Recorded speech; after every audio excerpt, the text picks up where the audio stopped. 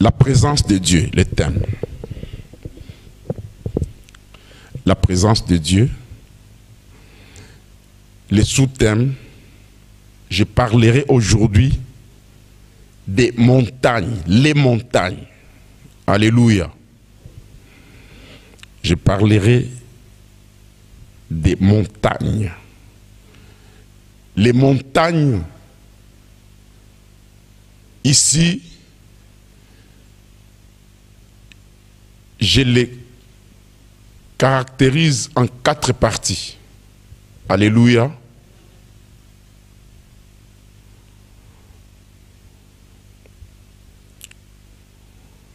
Il y a d'abord, il y a la montagne de Dieu. Vous verrez dans la Bible, on nous écrit très souvent ça. Il y a la montagne de Dieu, il y a la montagne de l'Éternel, il y a la montagne de la maison de l'Éternel et il y a la montagne sainte. Alléluia. C'est de ça que nous allons parler aujourd'hui.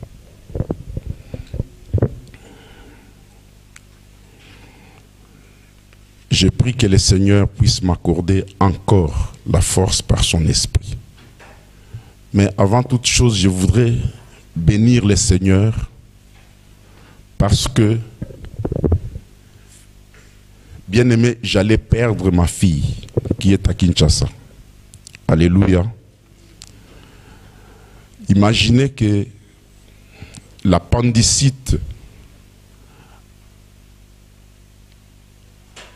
est arrivé à un niveau qui est très aigu et l'appendicite même s'est éclaté dedans. Alléluia. Vivre ces choses, c'est vraiment la mort.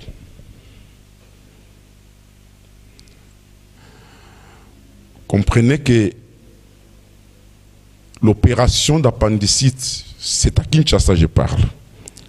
Ma fille est à Kinshasa.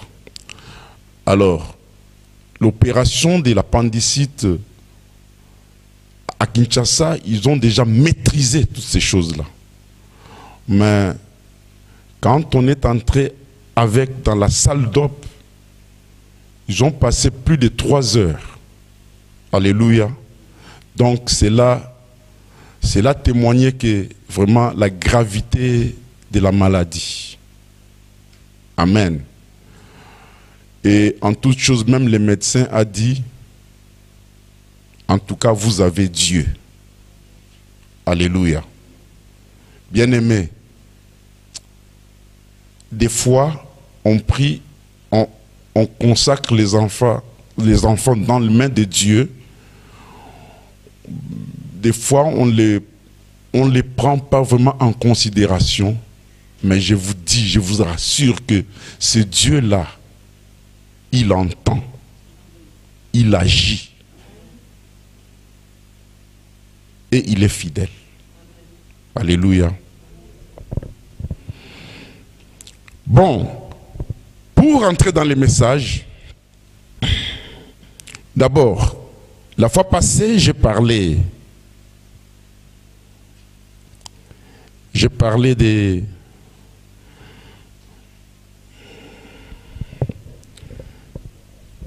On a touché les livres de... J'ai parlé dans Ésaïe 33, alors que les pécheurs s'est posé la question, qui de nous montera sur la montagne de l'Éternel? Alléluia. De même, le psaume 24 nous dit, psaume 24, verset 3 nous dit, qui montera sur la montagne de l'Éternel et qui montera encore jusque dans son lieu saint. Alléluia. C'est celui qui a les mains innocentes, un cœur pur et qui ne trahit pas son âme dans le mensonge ou dans la tromperie. Alléluia.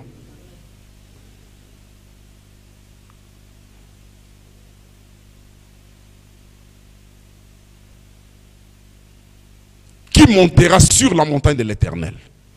Mais ici, je voudrais vous parler des 4 montagnes que j'ai énumérées.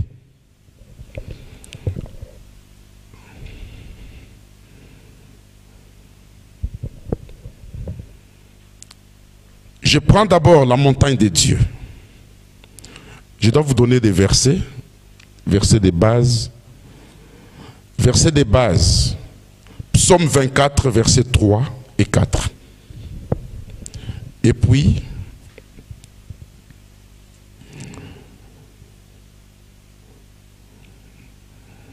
nous allons prendre encore Ésaïe 33, 14, 16.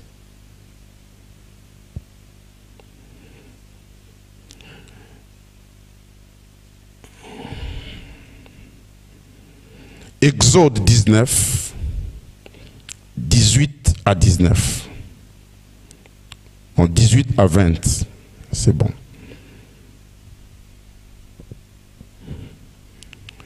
Et puis Psaume 11, 1 à 2.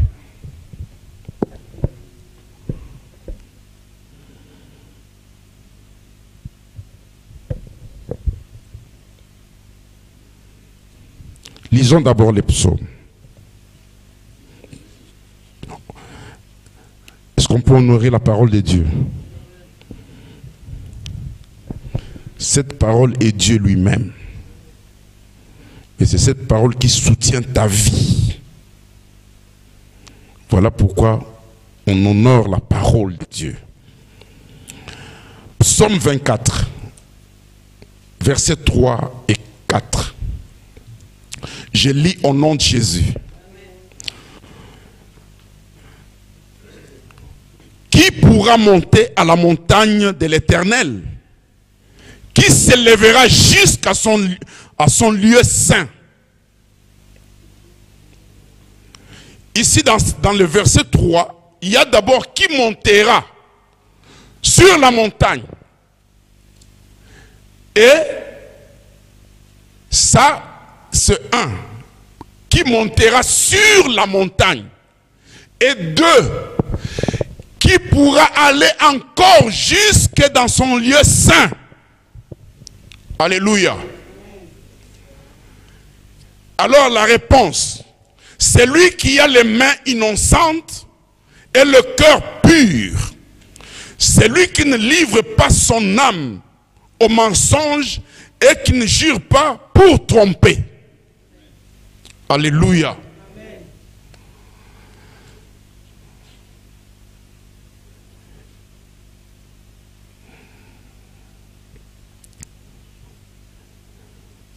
Je lis des passages. Ésaïe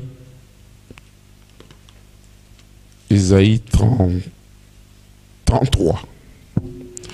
Ésaïe 33, verset 14 nous dit: les pécheurs sont effrayés dans Sion. Un tremblement saisit les impies. Qui de nous pourra rester auprès d'un feu dévorant? Qui de nous pourra rester auprès des flammes éternelles?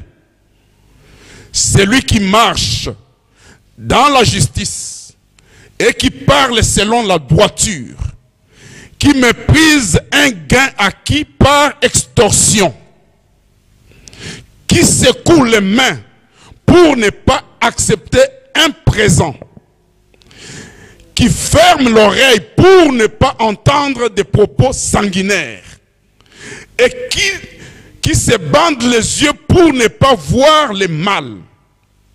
Celui-là habitera dans le lieu élevé.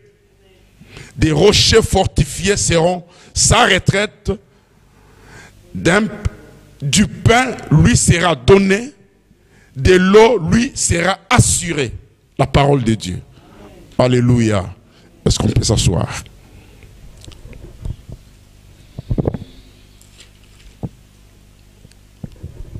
Je continue dans la même pensée pour parler des montagnes. Alors, il est important de savoir les rôles de chaque montagne qu'on va aborder ce matin.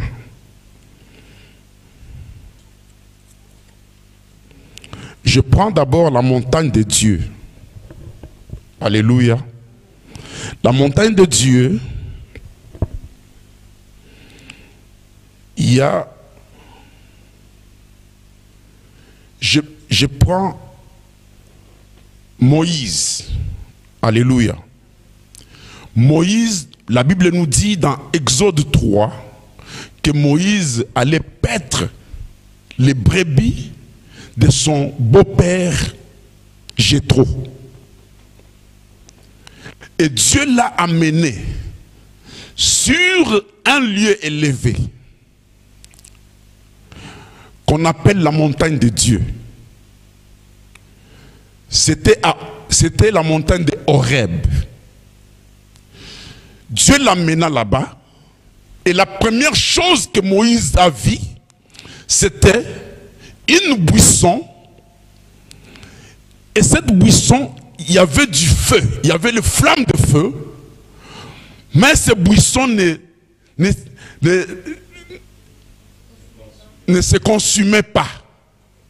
Voilà. Ce buisson ne se consumait pas.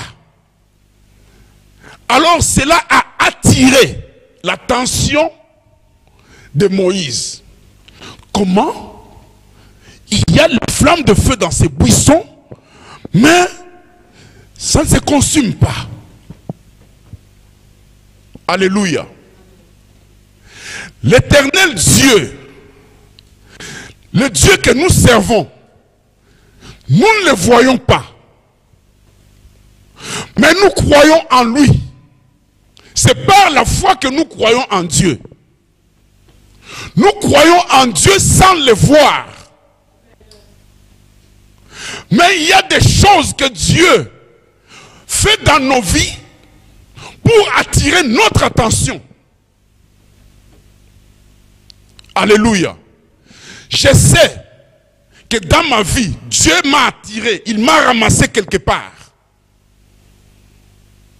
Je sais que tout un chacun de nous a déjà passé l'expérience avec Dieu. Passer quelque chose avec Dieu qui lui rassure que non, ce qui est arrivé dans ma vie, c'est Dieu qui a fait. Alléluia. Ça, moi, je le crois. Je crois que chacun de vous a ce témoignage. Alors, pourquoi Dieu le fait? Dieu le fait parce que il veut réellement que tu comprennes que moi, Dieu, j'existe. La Bible nous dit que lorsque Moïse a vu ces choses, ces lieux d'Horeb étaient restés dans la mémoire de Moïse. Alléluia. La Bible nous dit qu'il a même posé une tente là, dans ce lieu. Moïse allait camper là. Alléluia. C'est-à-dire, c'était un lieu de référence. Bien-aimé, si je te parle de la montagne de Dieu, les jours où le Seigneur t'a rencontré, si tu veux grandir dans le Seigneur, ces jours-là, il ne faut jamais l'oublier. Il ne faut jamais oublier ce qui s'est passé avec toi, toi avec Dieu. Alléluia. Tu dois toujours te rappeler de ces choses. La Bible nous dit, Marie, la mère de Jésus, lorsqu'on est venu lui annoncer la nouvelle, et toutes les prophéties qu'on lui donnait, Marie repassait tout cela dans son cœur. Alléluia. Elle ne faisait que repasser ça dans son cœur. Dieu t'a visité. Il t'a montré réellement que moi, Dieu, j'existe. Je parle de la présence de Dieu. Alléluia. Au départ, ce n'est pas toi, mais c'est Dieu qui vient chez toi. Pour te confirmer que moi, Dieu, j'existe. Alléluia. Et il y a beaucoup qui négligent cela.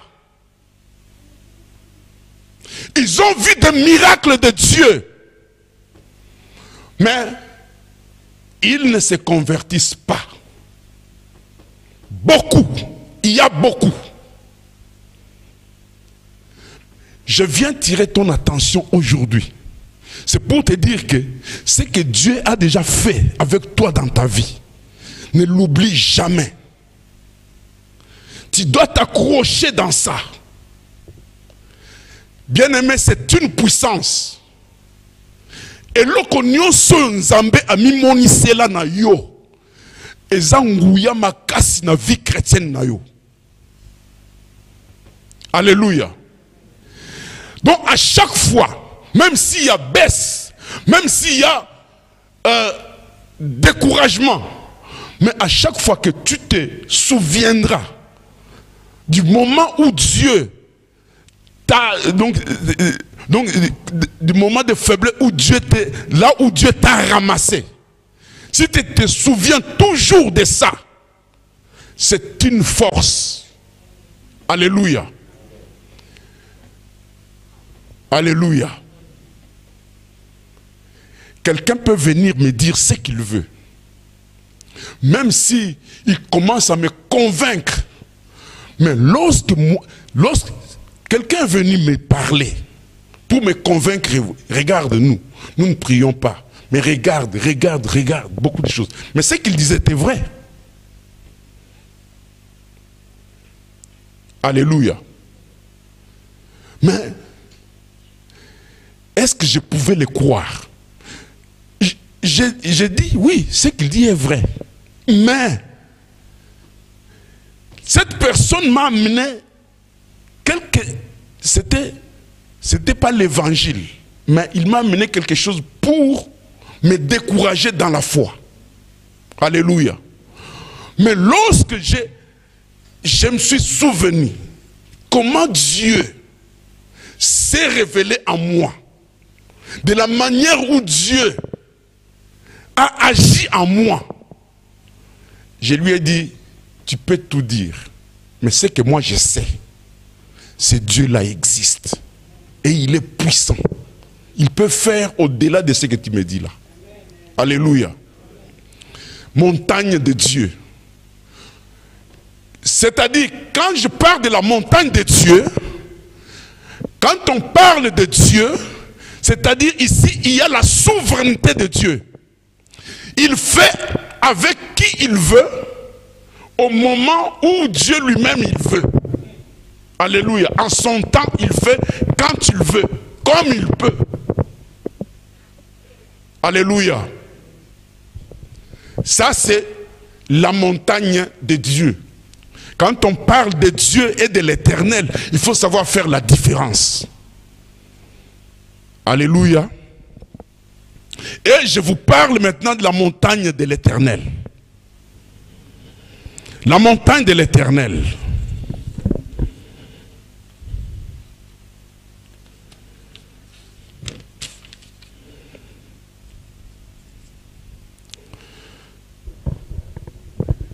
La montagne de l'éternel, quand on parle de l'éternel, c'est-à-dire Dieu, il associe l'homme dans sa vision.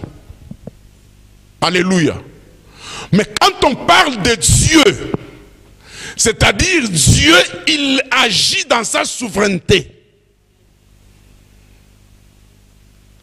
Quand on parle de Dieu tout-puissant, c'est-à-dire il agit dans sa souveraineté. Il n'a besoin de conseil de personne. Il n'a pas besoin de conseiller. C'est pourquoi l'appel d'Abraham et celui de Moïse est très différent. Lorsque Dieu appela Abraham, il lui dit, va-t'en de ton pays, de ta patrie, de ta nation et de ta famille. Et Abraham a obéi directement. C'était la volonté de Dieu. Une volonté imposante. Alléluia. C'est ça la souveraineté de Dieu. Mais avec Moïse, quand Dieu se présente devant Moïse, Moïse disait, non, mais moi, tu sais, moi, je ne sais pas parler. Moi, je bégaye, je ne sais pas parler. Donc, Dieu a insisté pour que Moïse aille dans sa mission. Alléluia. Vous voyez la différence? Là, il associe l'homme. Alléluia. Toutefois, Dieu nous associe, mais n'oubliez pas la souveraineté de Dieu. La souveraineté de Dieu est toujours là. La montagne de l'Éternel. Ici, je vais vous parler un peu d'Abraham. Abraham, lorsque Dieu lui dit, tu dois me donner un sacrifice. Alléluia. Abraham est monté à la montagne pour donner des sacrifices. Mais Isaac lui demanda, mais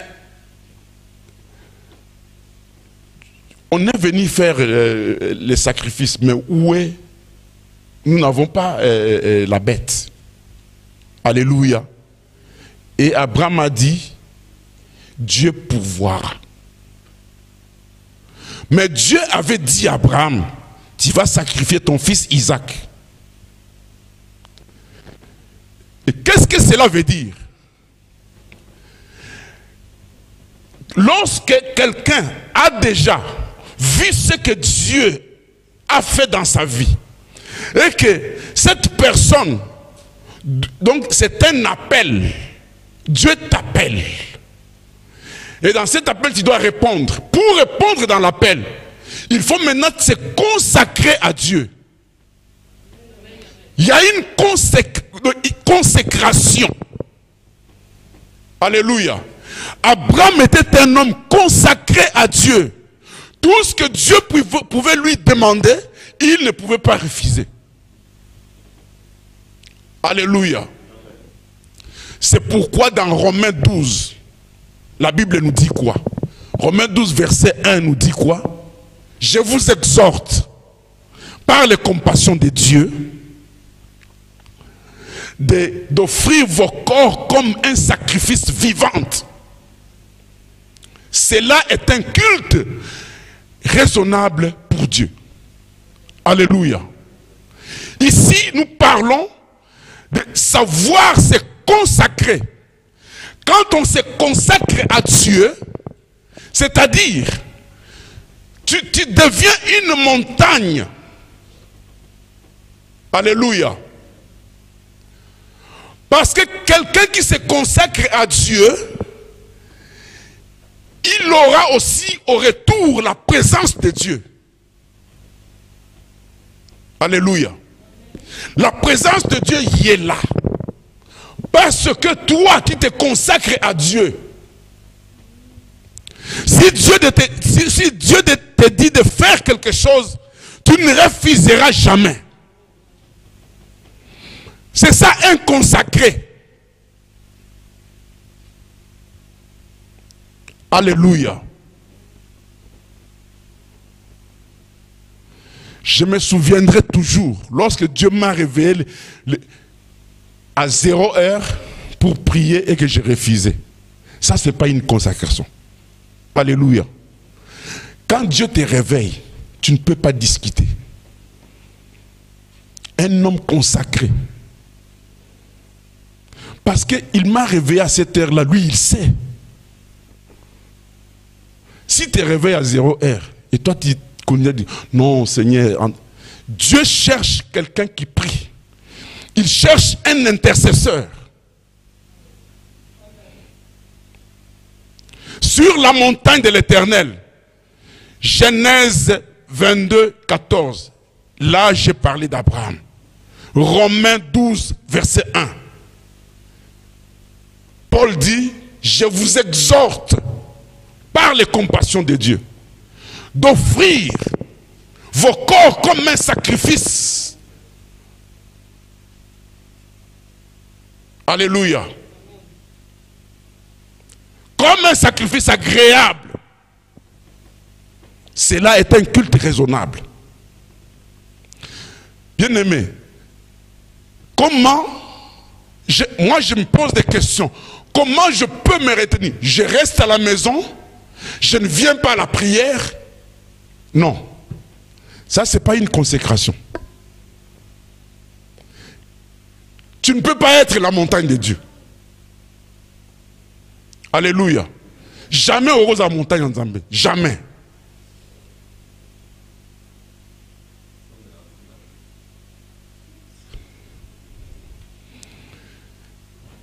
La troisième montagne. Montagne de la maison de l'Éternel. Alléluia. Montagne de la maison de l'Éternel. On n'est pas né chrétien, mais on devient chrétien. Alléluia. On devient chrétien. Quand on devient chrétien, la Bible nous dit, 2 Corinthiens 5, 17, lisons un peu, 2 Corinthiens 5, 17 à 21.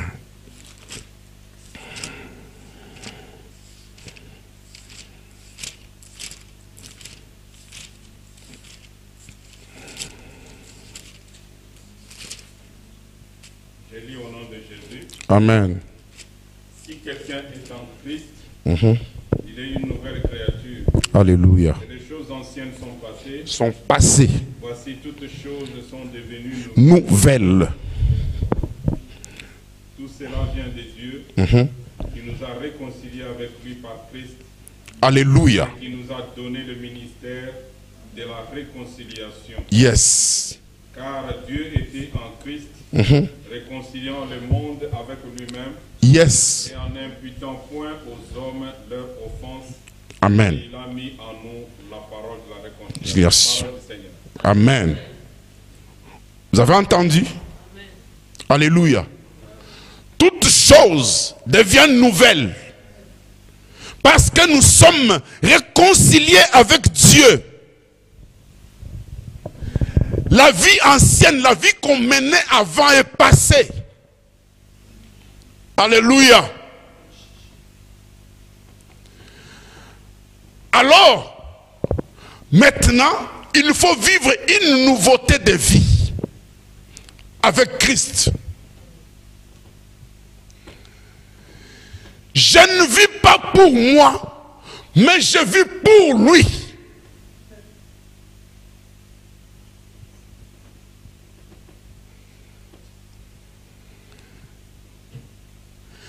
Quand quelqu'un s'attache à Dieu, comme disait le Seigneur, demeurez en moi. Si vous demeurez dans ma parole, le Père sera glorifié et vous serez réellement mes disciples. Vous entendez? C'est par là que Dieu fera son habitation en toi. Parce que la Bible dit que nous sommes le temple du Saint-Esprit. Le Saint-Esprit ne viendra pas habiter dans une vie ancienne que tu avais.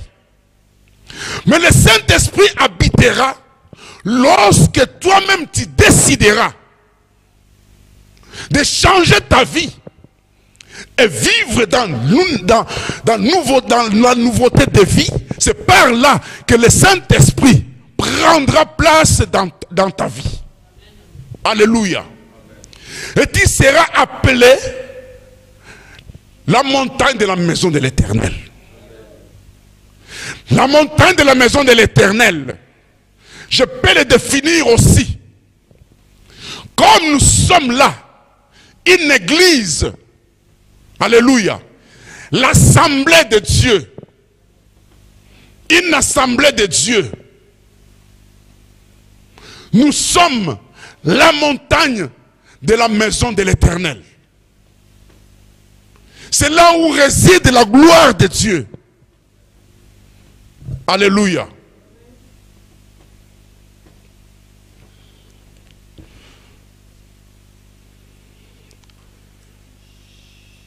Et en quatrième position, je pars de la montagne sainte.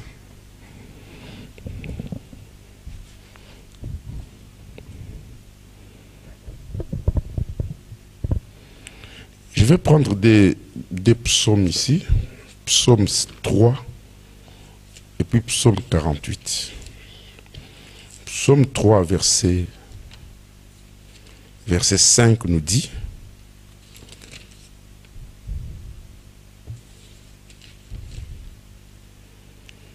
de ma voix